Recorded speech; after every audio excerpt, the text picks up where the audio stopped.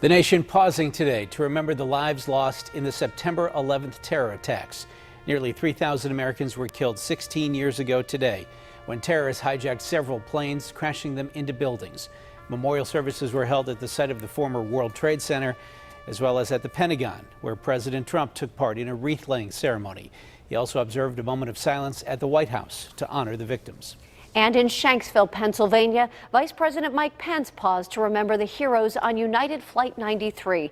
They fought back against the hijackers before the plane crashed into a field in Somerset County. And today, the vice president said their heroic efforts may have saved his life.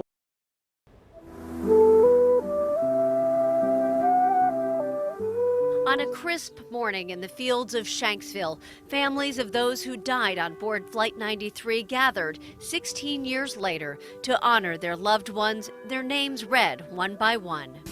Georgine Rose Corrigan.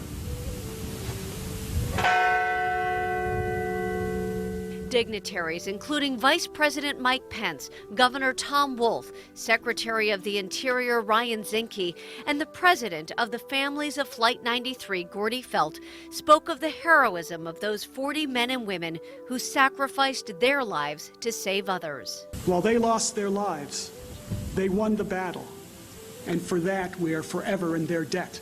One of those people whose life may have been saved by their actions was Vice President Pence. He recalled that day when he was an Indiana congressman in the Capitol building, evacuated across the street. Capitol Police told him Flight 93 was headed toward the Capitol with only 12 minutes to go. So we waited. It was the longest 12 minutes of my life.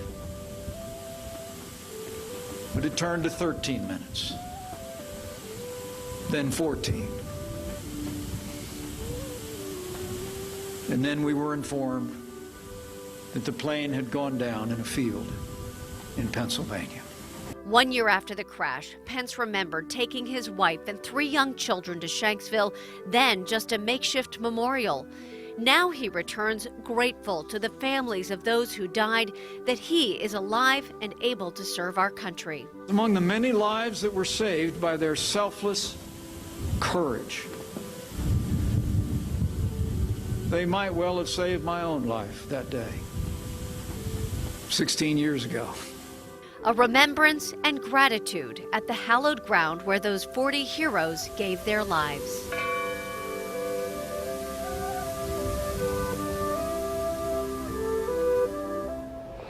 And coming up at 6, you'll hear about the final part of the Flight 93 memorial that will be built over the coming year and the symbolism it carries for the heroes who lost their lives.